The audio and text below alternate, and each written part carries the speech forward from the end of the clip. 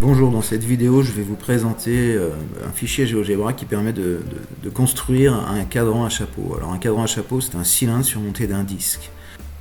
Pour connaître l'heure, il faut regarder le sommet de la courbe générée par l'ombre du disque ici. Donc là, le sommet est ici. En fait, j'ai rajouté le segment noir qui n'existe pas dans la réalité pour faciliter la lecture. Donc là, il est 11 heures puisque la ligne bleue est la ligne de 11 heures. Donc à propos des lignes horaires, on a la ligne, le segment vertical ici qui est la ligne de midi, à droite en bleu les lignes horaires du matin, à gauche en rouge les lignes de l'après-midi. Donc pour ce qui est du matin, donc là on a midi, 11h, 10h, 9h, etc. Pour l'après-midi, 13h, 14h, etc. En haut, il y a des curseurs qui permettent de changer l'heure pour visualiser la course de l'ombre tout au long de la journée. Alors, il y a les heures, les minutes. On peut choisir la date aussi. Donc évidemment, plus on s'avance vers l'été, vers le solstice d'été, plus l'ombre est basse. Et un des défauts du cadran, c'est que l'hiver, au mois de janvier, au mois de décembre, on peut difficilement voir où se trouve le sommet de cette courbe. Donc ce logiciel permet de tracer ces lignes horaires et les courbes de solstice. Alors toutes les étapes sont données dans la partie gauche.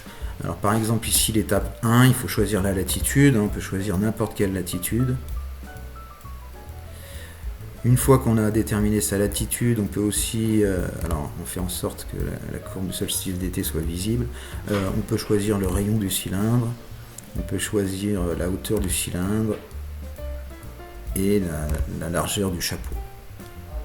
Une fois qu'on a défini ces paramètres, on passe à l'étape 2 pour tracer les lignes des solstices. Alors dans la fenêtre graphique 3D, on fait en sorte de voir le dessous du cadran. Donc ici on a le point A et le point B. Le point B est un point de la courbe du solstice d'été.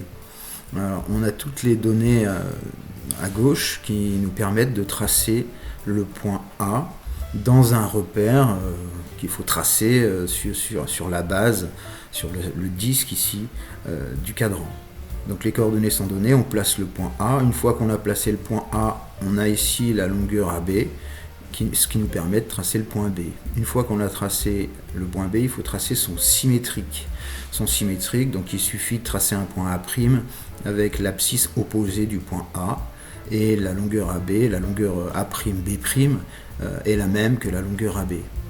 Une fois qu'on a placé ces deux points, on fait varier le curseur solstice qui nous permet de placer plusieurs points B. Une fois qu'on a suffisamment de points B et leur symétrique B', on peut tracer la courbe des solstices, du solstice d'été. Alors de même pour le solstice d'hiver avec le point C et le point D.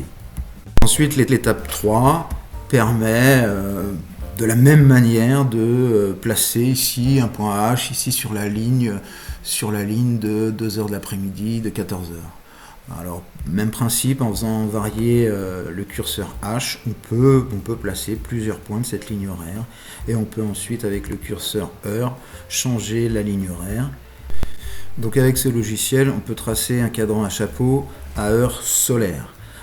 En ce qui concerne les heures légales, il y a un autre fichier, le fichier qui permet de tracer un cadran pareil à chapeau, mais avec les lignes horaires légales. On peut lire directement l'heure légale. Toutes les étapes de construction sont dans la partie gauche de l'écran ici. Donc alors, il y a une difficulté supplémentaire ici, c'est qu'il faut choisir la latitude, choisir la longitude. Une fois qu'on a choisi la longitude, il faut déterminer le fuseau horaire du lieu. Et une fois qu'on a choisi le fuseau horaire, et même chose, étape 2, avec les systèmes de points, on peut tracer ces courbes horaires, toutes les courbes horaires. Donc avec ce cadran, on a vraiment l'heure de la montre. On n'a plus l'heure solaire, l'heure est calée sur l'heure de la montre. Voilà, j'espère que cette vidéo vous a plu. À bientôt, au revoir.